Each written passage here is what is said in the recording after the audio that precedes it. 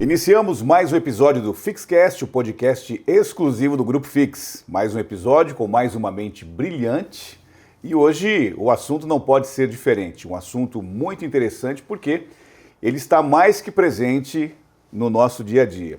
O assunto de hoje nos direciona, nos encaminha, ele regra a nossa vida. Hoje nós vamos falar um pouco sobre o direito, né? O direito que com certeza as pessoas talvez no dia a dia passam despercebidos, mas tudo na nossa vida, sim, passa pelo direito. E nada melhor do que a gente trazer um profissional da área do direito. Hoje nós temos o prazer de receber aqui o Dr. Fabiano Ferreira. Ele é advogado, escritor, professor e também palestrante, para a gente contar um pouco sobre a sua história e também dar uma passada sobre essas áreas de atuação do Dr. Fabiano Ferreira. Doutor, é um prazer tê-lo conosco aqui no Fixcast para contar um pouco sobre a tua história e falar um pouco sobre esse tema muito relevante na vida de todos nós, que é o direito. Eu agradeço a oportunidade de estar aqui nesse espaço e a gente poder trocar essa ideia aí sobre direito, educação, escola. Como você bem disse, o direito ele está todos os dias na nossa vida.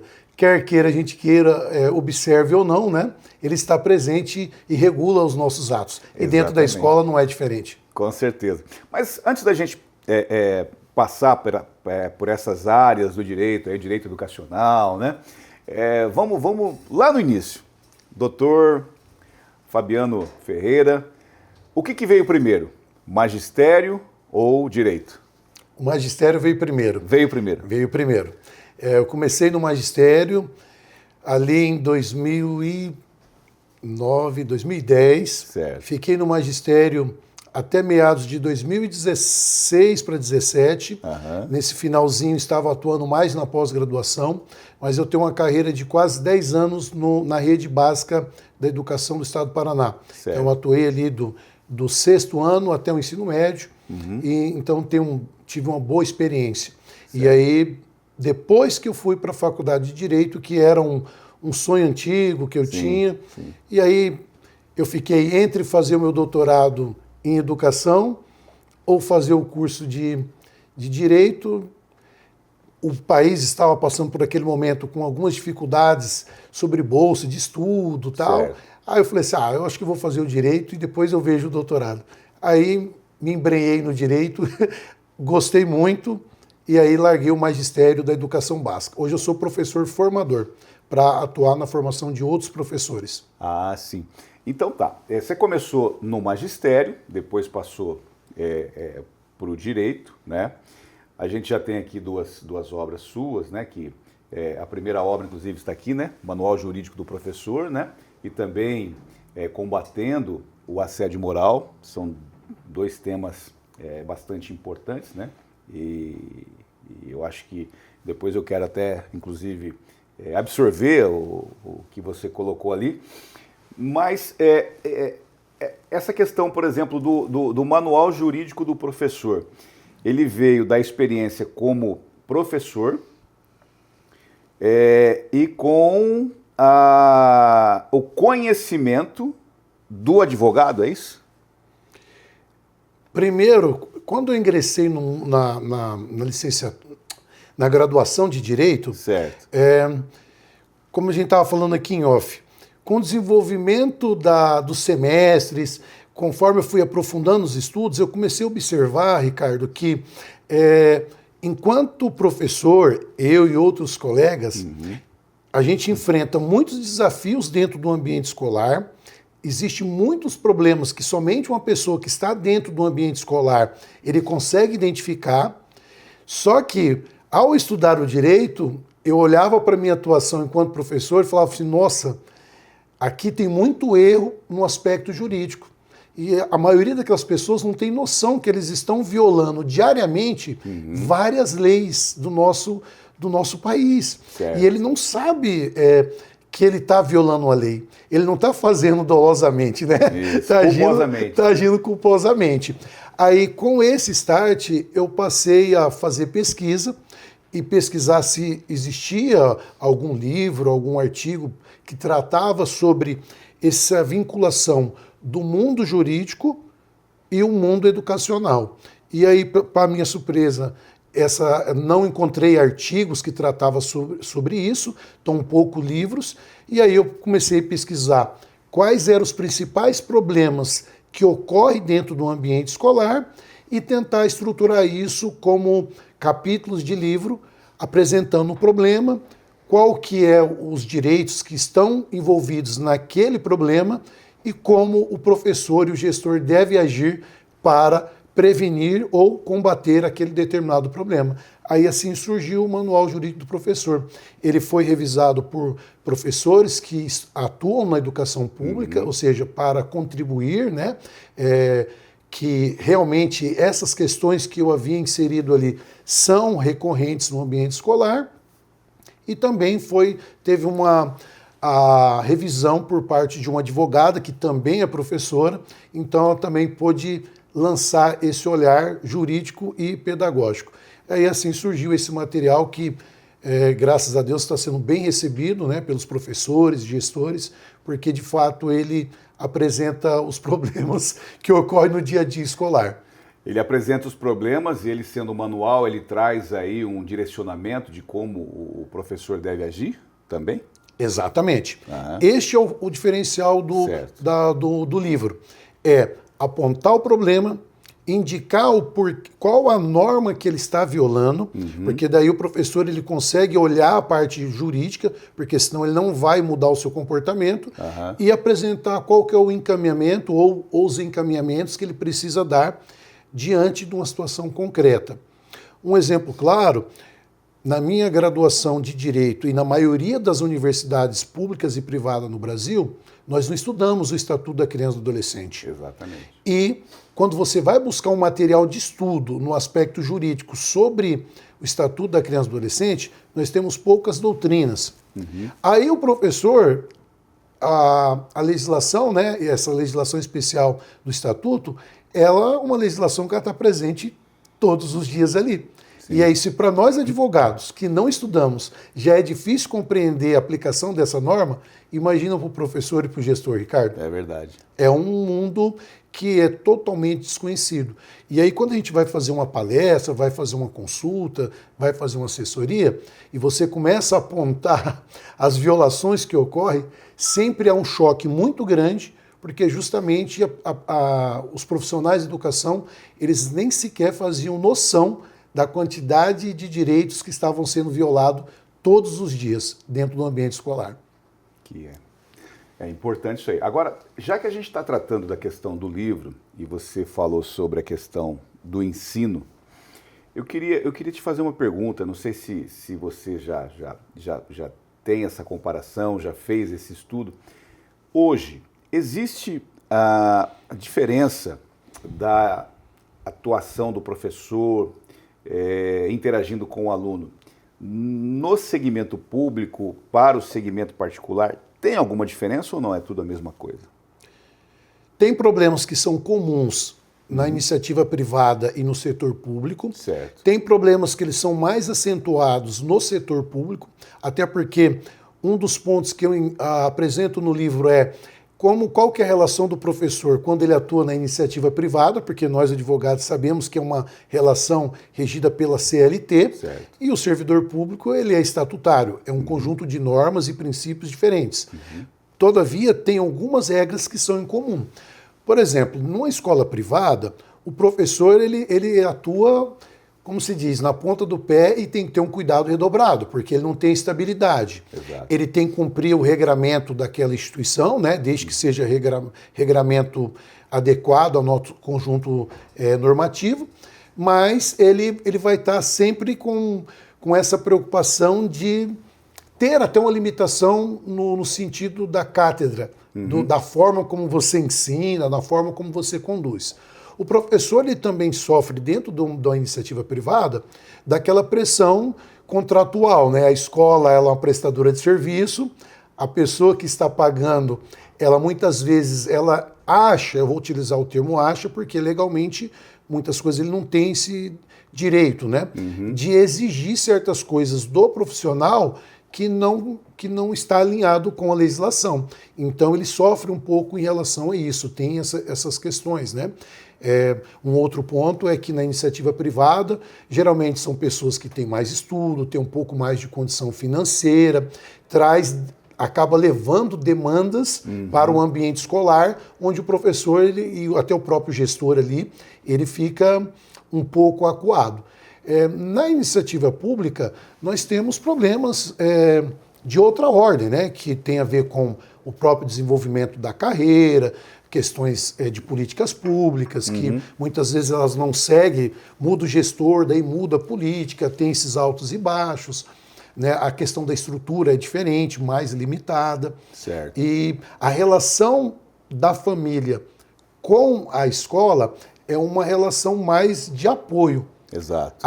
Hoje nós temos uma ideia equivocada em termos sociais de que a escola é um lugar para apoiar as famílias quando vai para trabalhar, deixar lá o aluno, seja o bebezinho Exatamente. ou os alunos adolescentes, e não observar a escola como um lugar de aprendizado de conteúdos científicos e filosóficos, né, capazes de modificar, fazer a gente se desenvolver enquanto seres humanos para viver em sociedade e para exercer alguma atividade no mundo do trabalho. Certo. Então nós temos relações muito complicadas.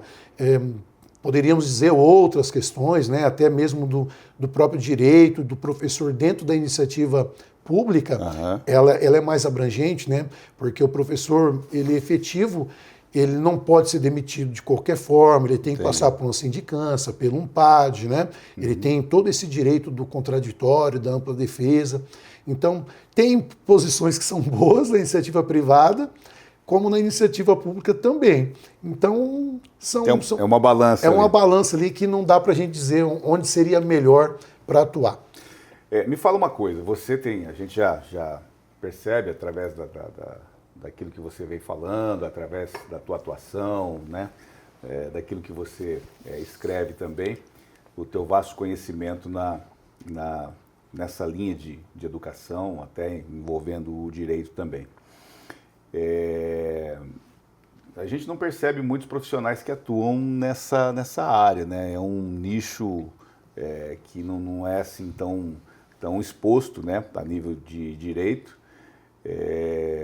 mas é uma área importante, né, essa questão do direito educacional. E além dessa área, quais são as outras áreas que você também atua forte? Eu iniciei minha carreira na advocacia militando na área criminal. A parte criminal.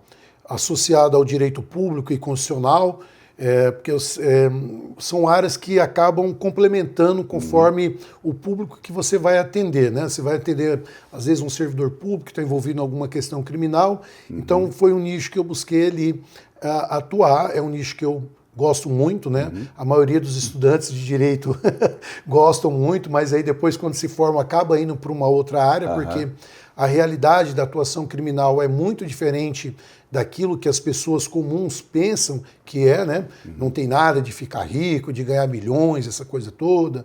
Então, assim, é uma área extremamente complexa, mas é uma área que, assim, no sentido humano, é onde a gente vê as mazelas da sociedade e a gente pode, de alguma forma, atuar com o nosso conhecimento para que a justiça seja aplicada da forma correta, que os direitos daquele que cometeu algum ato ilícito, ele tem os direitos dele preservados, né? Porque ninguém, como já dizia o filósofo italiano, ninguém está livre de cometer um crime. Exato. E quando você eventualmente cometer um crime, você também vai precisar de uma boa defesa, alguém que garanta que seus direitos não sejam violados. A parte do direito educacional, ela veio depois, porque como você bem mencionou, com a escrita do livro, eu comecei a observar justamente essa carência de profissionais que têm, de fato, conhecimento sobre os problemas do ambiente escolar. Certo. É tanto que, no Brasil, eu creio que deve ter ali uns 2, 3 pessoas que, assim, que atuam nessa área. Nós temos muitos advogados do direito público que atuam nas relações escolares, mas principalmente na parte da carreira, quando envolve salário, né? Que vai tratar sobre previdência, sobre essas áreas. Não tem essa abordagem que eu trago, que é mostrar o direito como um todo dentro do ambiente escolar. Do dia a dia mesmo, do dia a dia. Da lida. Relação aluno, professor, o trabalho. É muito bacana isso aí. Até a gente recomenda que, assim, o nosso podcast ele tem alcance nacional e internacional, né? Nós estamos aí no YouTube também, no Spotify, e até a gente recomenda que todo professor, todo profissional do segmento de educação deveria ter acesso a esse manual aí para poder entender um pouco mais essa questão do direito naquilo que tange a relação de ensino e a relação do dia a dia com os alunos, né? Eu acredito que realmente é um conteúdo bastante rico que está ali, até pelo teu conhecimento. Deixa eu te fazer uma pergunta. A gente sabe que todo início, como a gente vem conversando aqui com empresários, com profissionais autônomos, com prestadores de serviços, né? A gente percebe que quando as pessoas elas se direcionam para uma área e têm sucesso naquilo que se propõe a fazer, o início sempre é um pouco doloroso, né? As pessoas passam por algum tipo de perrengue. Como é que foi o teu início em se falando de direito? Você já atuava no magistério, mas indo para o direito, foi tranquilo? Teve algum desafio que você teve que superar? Como é que foi o início do doutor Fabiano no direito? Olha, foi uma transição que eu demorei um tempo para tomar a decisão de ir para o direito, né? Porque como a gente estava falando aqui em off, eu estava preparando, eu estava fazendo prova para ingressar no doutorado dentro da área de educação e seguir esse ciclo na carreira acadêmica, na parte do ensino escolar e universitário. E por diversas questões eu acabei tomando a decisão de ir para o direito. E já enquanto advogado, graças a Deus eu passei na OAB na primeira, então eu não fiquei sofrendo muito. Não foi para repescar? Não. Eu tomei uma decisão já desde o início do curso de Direito que eu queria advogar e eu já entrei com o propósito de advogar na área criminal. E durante o curso, as disciplinas e tudo que a gente estuda só reforçou ainda mais essa vontade de seguir na advocacia autônoma. Certo. Então, assim, mas para dedicar à universidade, eu tive que abrir mão. Eu era concursado em Nova Esperança, então eu tive que abrir mão do meu concurso, então eu tive a renda reduzida, nossa, brutalmente. Então eu fui me dedicar já durante a faculdade. É bom a gente falar isso, porque às vezes algum estudante de direito, algum colega, pensa que não é possível, mas quando a gente sai do zero, né, que você não é um herdeiro, não é de uma família abastada, a gente pode. Então, eu saí de um concurso público, pedi exoneração, eu era fiscal de obra, pedi exoneração para ir atuar na Procuradoria-Geral do Estado para ganhar R$600 por mês. Um estágio. De estágio. Mas porque eu falei assim, eu quero utilizar todos os meus 5 anos para absorver o máximo de conteúdo possível. Certo. E também para ter certeza, entre os estágios que eu farei, se realmente aquilo que eu quero advogar como advogado autônomo e criminal, ele de fato vai se concretizar. Então daí eu fiz prova, passei numa vaga na Procuradoria-Geral do Estado, ali fiquei por 1 ano e meio, fiz uma outra prova para atuar no NEDIGE, um núcleo que é especialista na proteção dos direitos da criança e do adolescente, lá na Unespar, fui aprovado, lá eu atuei por mais 1 ano. Então foi ali que também eu adquiri muito conhecimento na parte do ECA, né, dessas questões que envolvem a criança e adolescente. E de lá eu fiz uma prova e fui aprovado no Ministério Público do Estado do Paraná e fiquei por mais 2 anos lá. E lá também eu pude afunilar muito meus conhecimentos na parte do direito público, que também contribuiu para a escrita do livro, porque a gente atuava na proteção do patrimônio público e muitas vezes envolvia questões escolares nessa promotoria. Então, assim, já enquanto advogado, quando eu iniciei, eu trouxe uma boa bagagem dessa experiência, porque já tinha passado por muito, né? Você saber me preparado com um curso.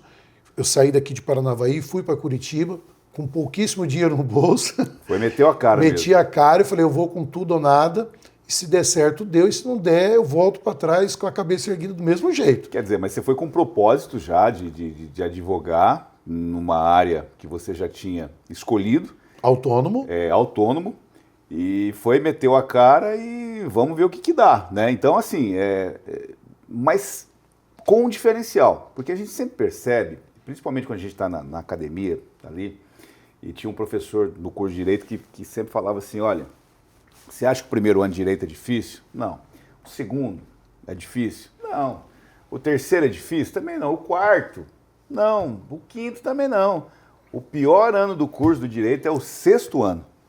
Concordo. É quando você sai da faculdade sem saber o que fazer e apenas com a bagagem acadêmica. Você veio já com o diferencial, com a bagagem do dia a dia, da atuação dentro do magistério, já veio com uma experiência e já sabendo o que é fazer. Então, talvez por isso eu acredito que não tenha sido tão difícil. Foi difícil, mas não foi tão difícil, né, doutor? Eu busquei muita parceria, Ricardo. Aham. Quando eu fui para Curitiba, então assim, você não tem cliente, você não tem nada, você está com aquele dinheirinho no bolso. Então o que eu fazia? Todo dia pela manhã, eu saía fazendo a minha caminhada matinal e cada dia eu ia numa direção diferente. E todos os escritórios de advocacia que eu via que não estava escrito atendimento criminal, eu anotava ali no meu celular. Então, fazia minha caminhada, voltava, entrava em contato buscando parcerias. Você não ia fazer uma caminhada, você ia fazer uma prospecção de parceria. Uma prospecção, fazer as duas coisas juntas. Juntas. Então, um dia eu ia para lá, outro dia para cá.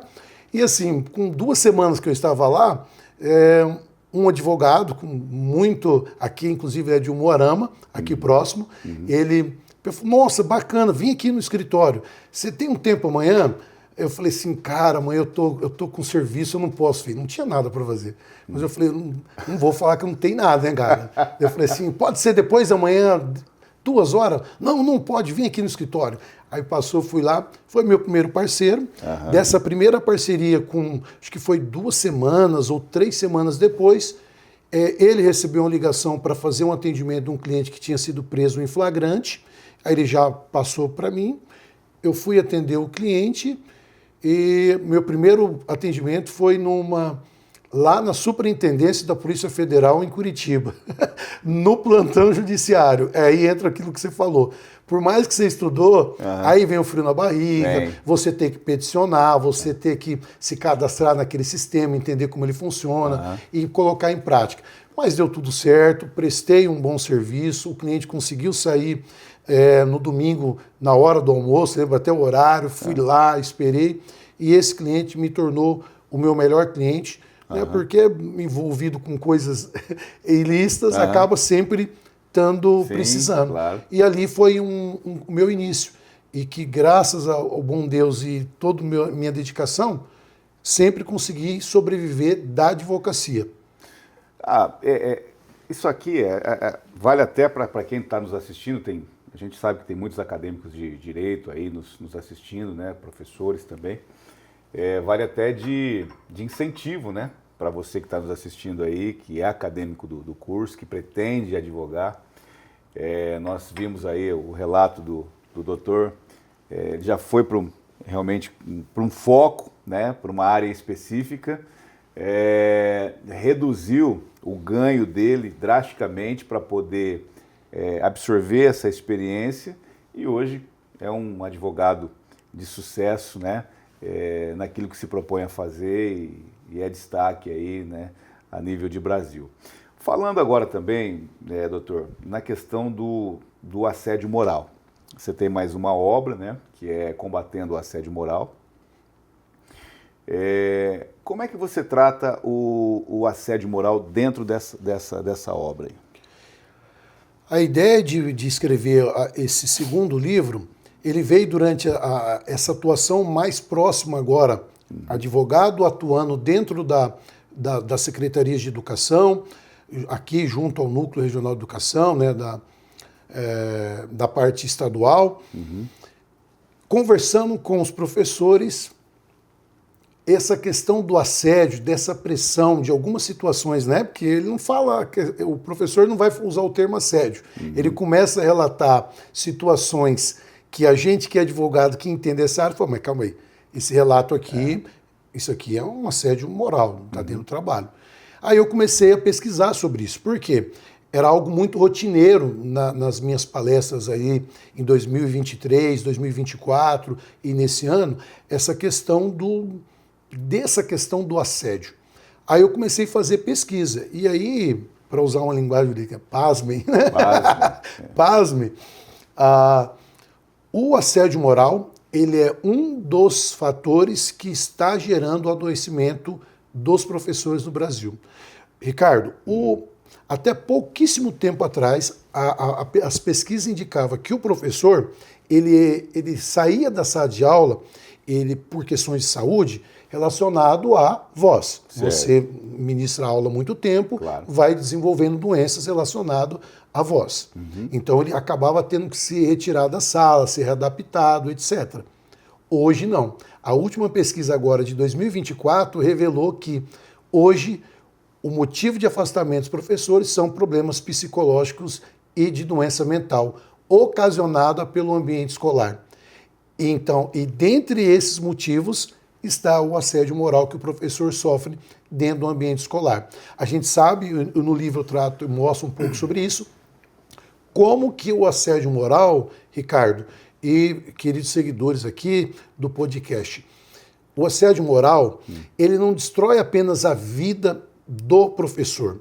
O gestor escolar, ele precisa compreender que o assédio moral, ele prejudica diretamente a qualidade do ensino que você está ofertando para a comunidade. Olha aí. Porque o professor, ele adoecido, ele perde toda a sua capacidade de imprimir os conteúdos que ele precisa ministrar todos os dias. Exato. Ele perde capacidade de foco, ele desenvolve diversos problemas. Ele não vai produzir o que tem que produzir. Não vai produzir.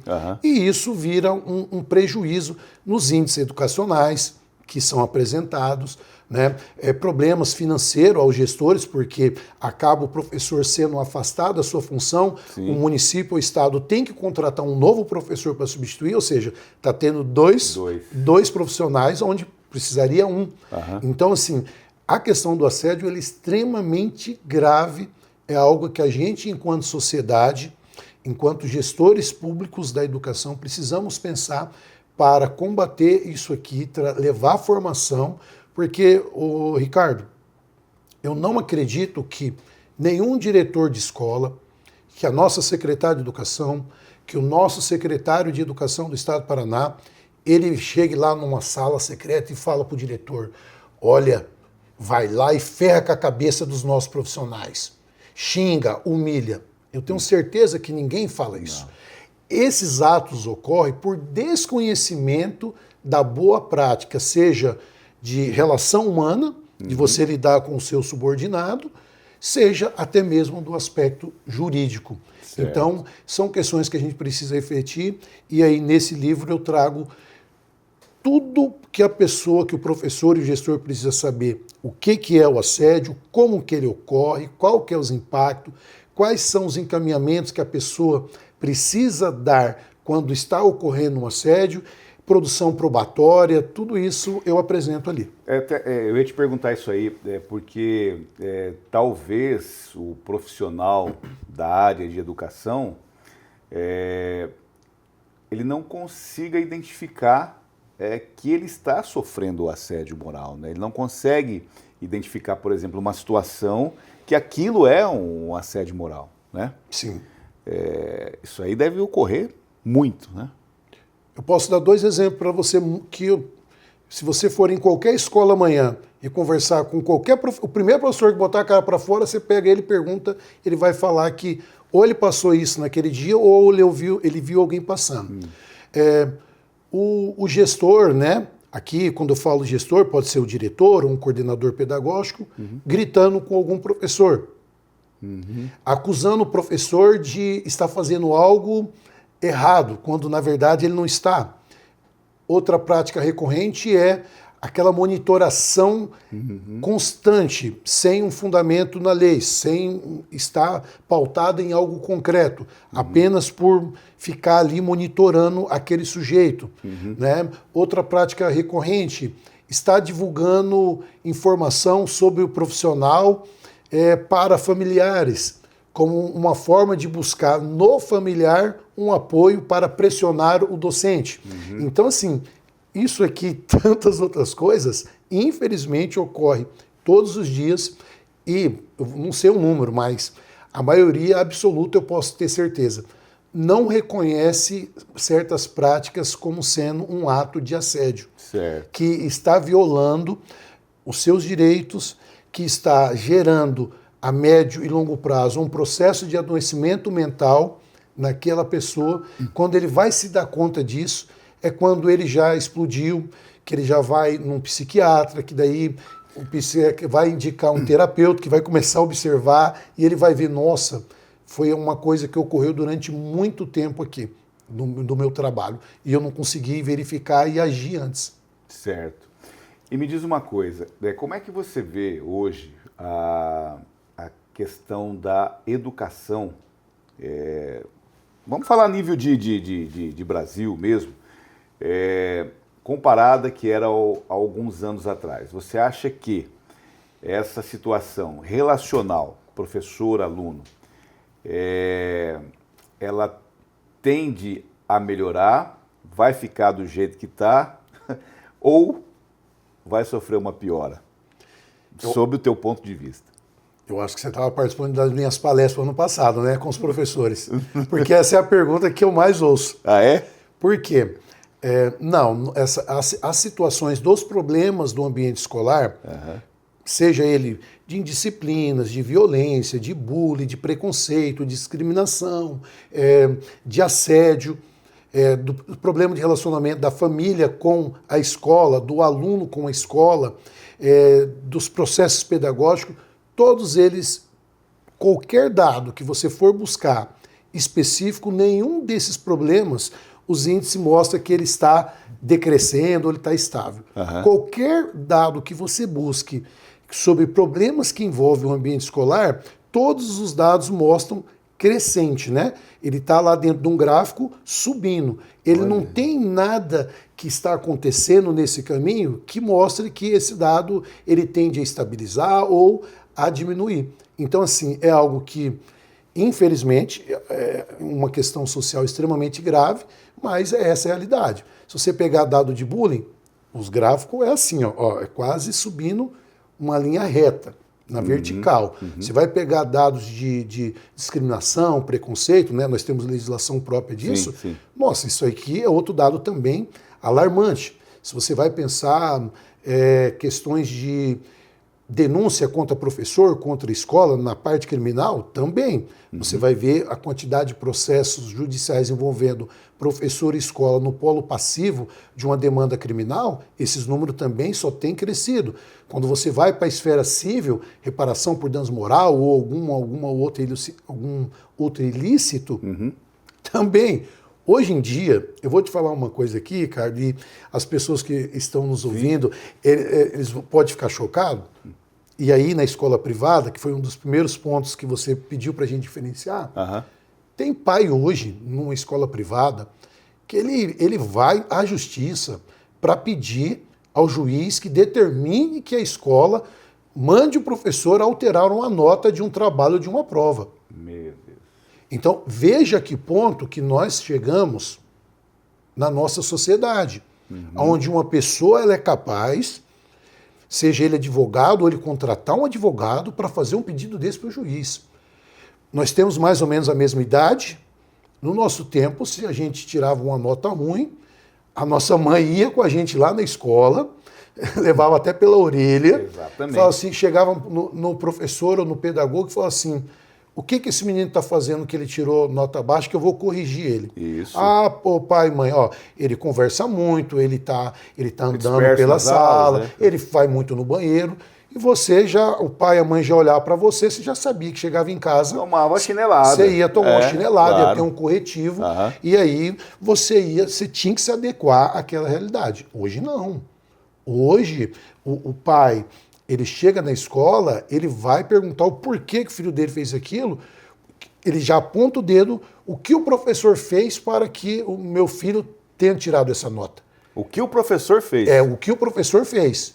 Essa escola está fazendo o quê que o meu filho está com isso aqui? Ele não pergunta o que o filho dele está fazendo na escola. Ele já acusa o professor, a escola. E isso é algo que é alarmante, porque ele não... a sociedade como um todo, ela não está percebendo qual é a importância da escola, do professor, do pedagogo, né, na formação do filho.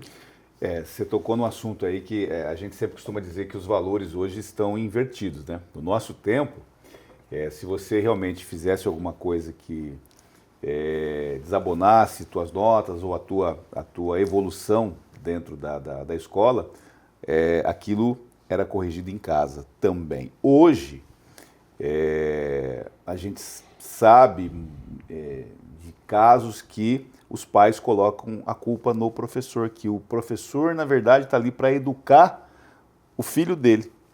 E não é isso, né? Ele está realmente ali para transmitir conteúdo de ensino, de disciplinas, mas a educação também cabe aos pais. Ou eu estou errado, doutor? Inclusive, no Manual Jurídico do Professor, eu faço essa distinção já nos primeiros capítulos. Isso é bom. Dessa diferenciação de educação, um conceito muito amplo. Educação é tudo aquilo que a gente aprende em sociedade, seja na família, nas relações com a comunidade, e escolarização, educação escolar. Exato. Que educação escolar é aquela que o indivíduo ele só obtém dentro de uma instituição convencional, onde tem grades, tem currículos, tem disciplina específica, né, onde tem todo um processo que ele é organizado para ensinar a criança e o adolescente. O que gera muita confusão e que está gerando muito conflito nos últimos 20 anos, mais ou menos, para cá, e agora nos últimos 5 anos a gente parece que isso está sendo mais disseminado, pelo menos pela imprensa, é essa ideia de que o professor, a escola, tem que fazer aquela educação, Ricardo, que é o que a nossa mãe nos ensinou quando a gente era criança. Tem 2 adultos conversando, você não vai passar pelo meio. Sim. Quando você chega aqui e tem 2 pessoas conversando, por favor, com licença, onde que é o banheiro? Ou, por favor, professor, posso ir ao banheiro? Sim, senhor, não, senhor. Sabe esse tipo de educação, que é essa educação geral, que é de você ter uma boa convivência social, você saber como se portar socialmente. Certo. Hoje, a família, em geral, elas estão transferindo essa responsabilidade para a escola. Só que qual que é o problema jurídico, que daí é a nossa área? A escola, ela não tem essa atribuição no campo legal. Pelo contrário, não cabe ao professor ele ensinar esses valores para o aluno, porque o aluno ele deve chegar na escola já com esses valores construídos, porque a legislação, o ECA, a Constituição Federal, a LDB, ela aponta que isso é papel da família. E aí o professor ele não tem autoridade legal, diga-se de passagem, para educar o aluno, corrigir o aluno. Porque no ECA ele tem violação, ele traz crimes de ordem psicológica, de questão de vexame, de constrangimento, que dentro do ambiente escolar isso não é caracterizado tão facilmente, porque a relação de pai para filho permite que o pai ele promova um processo de educação de uma maneira diferente daquele que ocorre. Então hoje um dos maiores problemas, se você perguntar para um professor, cita 2 problemas aqui ó, que você enfrenta. Ele vai falar a indisciplina, que o Brasil é um país mais indisciplinado do mundo. Verdade. A OCDE ela publicou um dado agora no final de 2024. De todos os países do planeta, os nossos alunos são os mais indisciplinados. Nossos professores perdem cerca de 30% do tempo chamando a atenção do aluno indisciplinado. Ou seja, de cada 100 horas de aula, 30 é perdida chamando a atenção.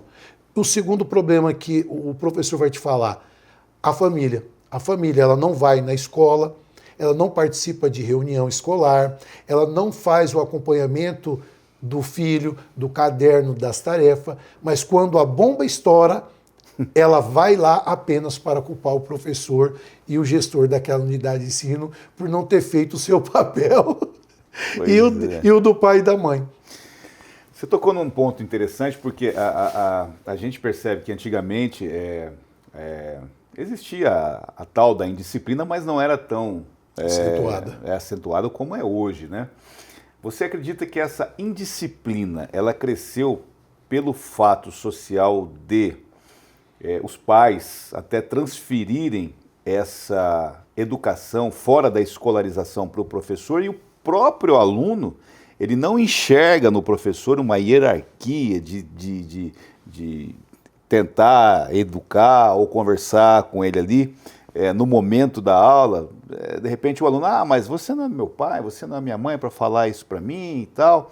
Essa indisciplina pode ser que venha a surgir disso, doutor? Saiu uma pesquisa, acho que o final da semana passada, nós estamos aqui, hoje é dia 17 de setembro. Isso. Semana passada o MEC divulgou uma pesquisa que foi colhido de mais de 2 milhões de estudantes em todo o Brasil, do 6º ao 9º ano. Essa pesquisa, um dos dados que a pesquisa revelou é que os alunos, menos de 40% dos alunos reconhecem um professor como alguém que deve ser respeitado. Olha aí. Olha, menos de 40%. Menos de 40%. Ou seja, o aluno, ele não olha o professor como alguém importante que merece respeito. Então, está aí um dado agora atual que mostra isso. Uhum. Por que o aluno ele não reconhece isso?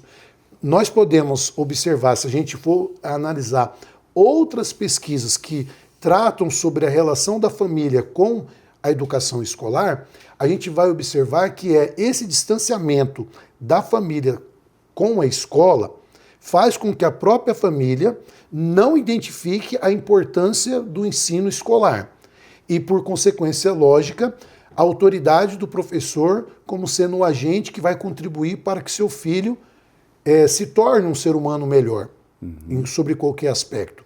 Então, essa relação conflituosa, além daquilo que em casa, infelizmente, muitas vezes, quando a família vai conversar, o aluno está ouvindo, né, ali o filho, os pais, a forma como se fala do professor da escola é sempre uma situação para jogar para baixo, que assim, eu não quero que meu filho seja professor é alguém que não tem importância, olha aí, professor é um passa-fome, olha, o carro do meu pai é melhor que o seu carro, Deus me livre de ser professor, né? Então, esse olhar que a sociedade tem para os nossos professores faz com que o próprio adolescente, a criança, ele vá desenvolvendo esse olhar que, assim, esse cara aqui, ele é um coitado. Né? O meu pai aqui, mesmo na escola pública, vem me trazer com um carro melhor do que o dele. Olha aí. Né? Ele chega de ônibus, ele vem de trem numa grande cidade. Olha o tipo da roupa dele.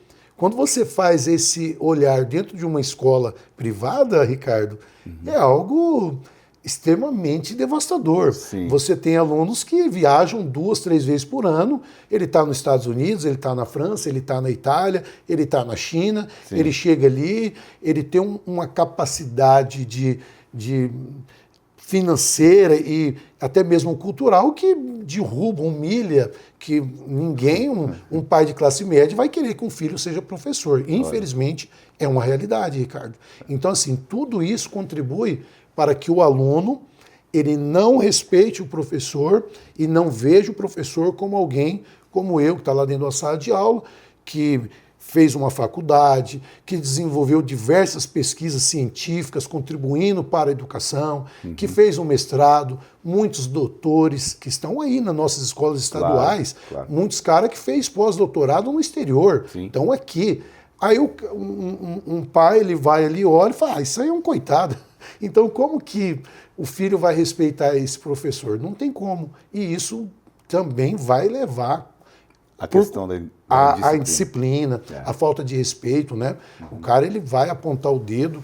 Inclusive, ontem teve uma situação que eu fui atender por meio de uma consulta que uma mãe, durante uma reunião, o filho dela falando para outras crianças, estou falando aluno de 11 anos, tá? Falando sobre questões de pornografia, indicando sites de conteúdos pornográficos abertos, e a mãe foi lá na escola questionar a professora que mandou o bilhete que o filho dela não faz isso, sendo que ele o que está sendo o estopim da coisa. A família não acompanha o que o filho está fazendo no celular. Pelo contrário, desde criancinha as informações mostram aí que o pai ele dá o celular para a criança para ela parar de chorar, para ela não encher o saco quando a gente chega cansado numa longa jornada, você dá o celular lá, deixa a molecada brincar. Então você está abrindo mão do seu poder familiar de educar o seu filho de acordo com aquilo que você entende como sendo o justo. Eu fico triste porque os nossos pais eles tinham muito orgulho de poder educar a gente da forma correta. A geração atual, eles não estão fazendo muita questão disso, inclusive violando o ECA. E essa evolução, que a gente pode, não sei se a gente chama de evolução ou involução, você, pela tua ótica, tem como voltar ao status quo ante? Ou não? É boa. O uso do latim aí é muito bom. Status quo ante. Eu penso que não. Teríamos que ter uma revolução social de uma magnitude que eu, particularmente, né, enquanto alguém que ainda me coloco enquanto educador, não queria que ocorresse uma revolução social ao ponto de um Estado autoritário ter o poder de imprimir à força uma mudança dessa magnitude.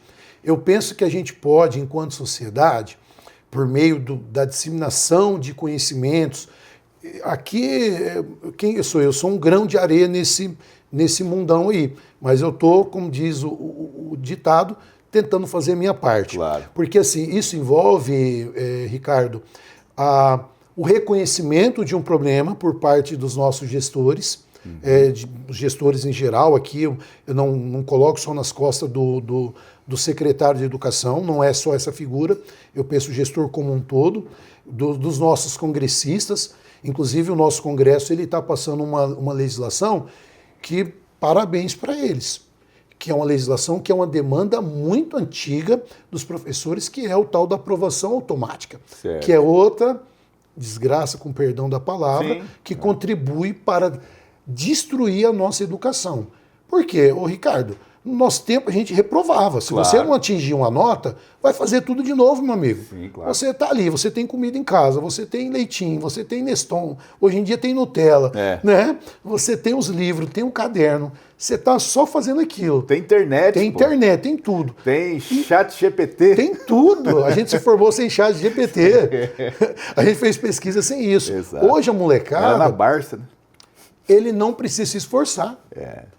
Por quê? Porque as resoluções a partir da LDB de 96, uma interpretação equivocada de um artigo específico, abriu margem para que os gestores imprimissem essa tal da aprovação automática, tolhendo totalmente a autoridade e autonomia de cátedra do professor na sua disciplina. Porque o aluno, ele chega ao final do ano, ele fala, professor, no final eu vou passar mesmo. Fabiano, para que eu quero saber essas porcarias de história? O povo já morreu, já está para lá. Eu dava aula de história, sociologia, né? Para que eu quero saber disso aí? Você vai ter que me passar, eu não vou ficar só na sua disciplina. Então, quando o aluno ele fala isso, ele tem clareza do direito dele de como que está acontecendo no sistema. Então ele não tem medo. Então essa medida que o Congresso está aprovando, passou pela Comissão de Educação, foi aprovado, vai para o plenário da Câmara e vai ser aprovado, porque é uma medida que, seja qualquer espectro político, todo mundo já entendeu que isso é ruim para o nosso ensino. Então isso vai ser um avanço muito grande, mas a gente precisa avançar em outras pautas também, que o nosso Congresso precisa avançar. A questão, como eu falei, esse dado de indisciplina é extremamente alarmante, Ricardo. Sim, claro. Porque a indisciplina, sem disciplina, a gente não consegue nada. Com A certeza. gente precisa de disciplina para estudar, né? O professor falar, o aluno falar, ter os momentos de estudo, né? E ter a formação no tempo certo e da maneira correta. Da maneira correta. Então, nós precisamos que o Congresso também se debruce em alguma legislação para alterar o ECA e trazer algo que tem um vazio dentro do Estatuto da Criança e do Adolescente. O nosso Estatuto da Criança e do Adolescente, ele não trata sobre os problemas do ambiente escolar. Até porque lá em 90, né, Ricardo, a realidade era outra. Sim. Ali no início dos anos 90, quando o nosso Estatuto ele foi aprovado, era outra realidade. Não existia internet. Com certeza. Não existia todo esse conhecimento, essa realidade tecnológica hoje. Nós somos o país que mais utiliza a tela no planeta. E a utilização de tela ela traz prejuízo para o próprio desenvolvimento cognitivo do ser humano. A molecada está perdendo a capacidade de fazer letra manuscrita, Sim. porque praticamente não se faz mais isso. Então nós precisamos urgentemente que o nosso Congresso ele debruce sobre esse tema, que é a indisciplina escolar, faça uma reforma no ECA para trazer previsões mais objetivas, trazendo segurança jurídica para o ambiente escolar no que se refere à indisciplina. Daria um exemplo, trazer um rol ali exemplificativo de situações que são considerados atos de disciplina, um rol de responsabilização quando o aluno violasse, trouxesse ali algumas medidas que pudessem ser aplicadas aos responsáveis por esses alunos diante desses atos. E nós não temos um título ou um livro ali dentro do ECA que fala sobre isso, porque isso gera uma insegurança jurídica muito grande. Para que quando um professor ele fala assim, Fabiano, aqui na minha sala está um inferno, com perdão da palavra, eu não consigo trabalhar porque é muita indisciplina. O que eu preciso fazer? Juridicamente, para dar uma resposta como essa, eu tenho que falar de direito constitucional, de ECA, de LDB, de direito civil, para poder tentar dar uma resposta minimamente satisfatória para o meu colega professor, porque no ECA não tem uma previsão sobre isso. Olha só, e quer dizer, a humanidade é um processo em evolução, né? E os estatutos, a própria legislação, ela tem que estar acompanhando essa evolução, né? Estou sentindo o cheiro de mais uma obra saindo aí, né? Futuramente, né? Sobre indisciplina escolar. Ela já está praticamente pronta. Olha só. Eu até gostaria de aproveitar aqui, doutor, para a gente mostrar aqui para os nossos seguidores aí, né? São dois manuais aqui, né? Esse manual jurídico do professor, né? Saiba como se defender. E também combatendo o assédio moral, né? São as duas obras aqui do nosso entrevistado de hoje, o professor, doutor Fabiano Ferreira, né? Então, são duas obras que vale a pena aí se debruçar e consumir aí esse conteúdo, né? Deixa eu te fazer uma pergunta agora, fora do contexto de educação, mais puxada para o direito, que a gente sempre... eu recebo essa pergunta e eu tenho, claro, uma visão, mas eu gostaria de dirigir essa pergunta a você também, como operador do direito e que está sempre acompanhando as evoluções aí. Como é que você vê a inteligência artificial agora vindo também para dentro do direito, esses chats GPT jurídicos? Você acha que vem para auxiliar? Qual que é a sua ótica da IA no ordenamento, no direito, no ordenamento jurídico e, claro, traduzindo isso aí para o direito, para o dia a dia do advogado hoje? Eu penso que ela pode ser uma ferramenta de apoio boa, se você souber utilizar isso da forma correta, mas, sob hipótese alguma, eu penso que ela consegue substituir nos aspectos mais finos do direito. Certo. Ela é uma ótima ferramenta, por exemplo, nós temos um processo extenso lá, com 2.000 páginas.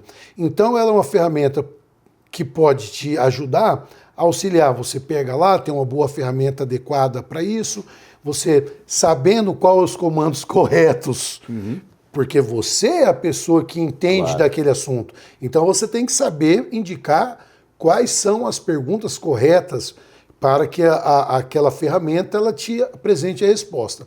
Então, como uma forma de resumir um processo de 3.000 laudas em poucos minutos ou até segundos, é uma ferramenta importante, porque aí você já vai economizar tempo, muitas vezes, para, naquele momento ali, já ir naqueles pontos principais que você precisa saber, por exemplo, para dar um parecer para um cliente, olha, eu vou aceitar essa demanda, aqui nós temos tais e tais pontos nesse sentido. Eu, inclusive, fiz o uso antes de ontem. Um cliente, ele foi pego numa grande operação aí criminal da Polícia Federal. O conjunto probatório já era muito robusto, tinha muitas páginas. Ele falou, doutor, eles estão me chamando para eu poder fazer um depoimento lá tal. E daí, dá para dar uma olhada aí? E eu estava muito apurado. Quando ele mandou lá o PDF gigante, falei, não, vou utilizar aqui. Aí fui lá utilizar a ferramenta para poder tentar resumir. Aí fui conferir nas páginas que foram indicadas para ver se aquela informação estava correta. E aí consegui dar um parecer para o cliente com 2 horas, 3 horas, a partir do momento... Agilizou e facilitou. Claro que se fosse para eu fazer a leitura de tudo aquilo lá, possivelmente eu ia ter que virar à noite. Com certeza. Para dar um parecer para ele lá no final do outro dia. Ficaria muito mais trabalhoso. Perceba como a inteligência artificial, nesse ponto, ela é importante. Por outro lado, nós já temos aí, lá em Brasília, decisões já chamando o advogado pela orelha, porque foram feitas petições absurdas apenas com o uso de IA. Porque a inteligência artificial, ela é programada para te agradar. Claro. Então ela cria jurisprudência, ela cita legislação que não existe, legislação que já foi, né, que não tem mais vigência. Então, e muita gente, aí o amador, vamos dizer assim, ele manda construir uma peça, vai lá, protocola, e acaba sendo responsabilizado, como a gente já viu vários casos que foram divulgados na imprensa, inclusive com aplicação de multa pecuniária. Olha só. Por causa do mau uso. Mas é uma ferramenta... que, sabendo usar, ela ajuda e facilita. Muito, muito, muito. Não sou contrário, não. Pelo contrário, eu acho que vai ajudar muito os escritórios a agilizar muito o trabalho. Seja um grande escritório ou uma pessoa autônoma sozinha, ela tende a ajudar muito. E não imagino nenhum especialista em IA acredita nessa história, né, lá do Exterminador do Futuro, aquela coisa toda, que vai vir substituir a capacidade humana. Que também é um medo, né, dos professores, que o pessoal vê aquelas tecnologias do Japão. Nunca uma IA vai substituir um professor dentro de uma sala de aula, jamais. Ela pode substituir para questões pontuais, mas nunca substituir um ser humano na sua capacidade de analisar o mundo natural como a gente é capaz de analisar. Que só o ser humano tem certas sensibilidades, né? Com certeza. Doutor Fabiano, a gente já está com o nosso tempo aí já se esgotando, né? Eu quero agradecer a tua dedicação do seu tempo, da sua agenda em estar com a gente nesse episódio do nosso FixCast aqui, o podcast exclusivo do Grupo Fix.